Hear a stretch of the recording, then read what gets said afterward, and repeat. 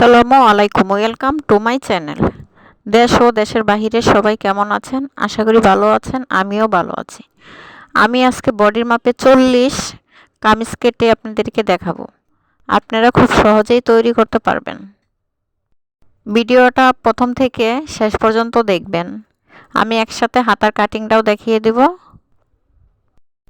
ভিডিওটা ভালো লাগলে